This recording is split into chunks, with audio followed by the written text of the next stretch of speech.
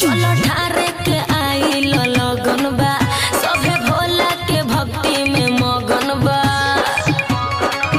जल ढारे के आइल लगन बा सभे भोला के भक्ति में मगन बा।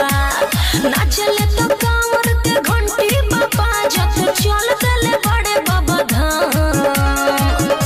सब कांवरिया देखो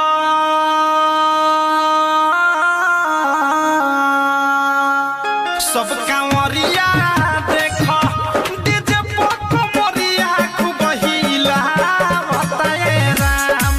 सब कांवरिया देखो डीजे पोको मोरिया खूब हिला बताए राम। इलाका किसी का हो धमाका डीजे चंदन पुखराम कट्टया डीजे का होगा।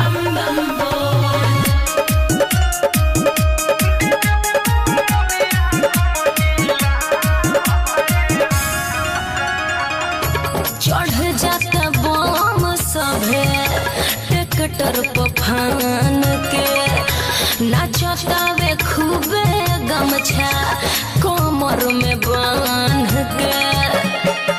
सभे बम देखो चिट पुट झरले बाहो केहू भांग पिए गाजा केहू मरले बाहो। बोल बम के नारा लगावत जपता रे भोला के नाम। सब कांवरिया देखो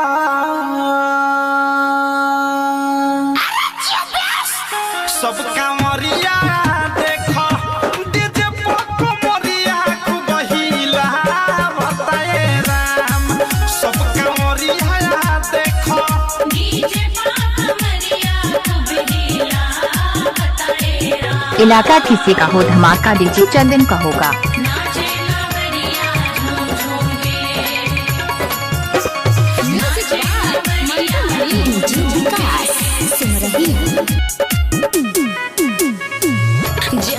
लेडीज बम नाचे नइखे कौन माना बाजता वे प्रेमी आवा भेसजी के गाना।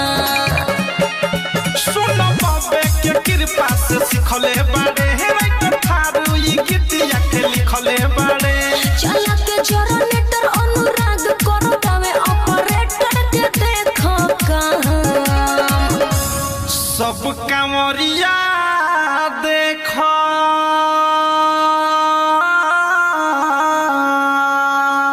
सब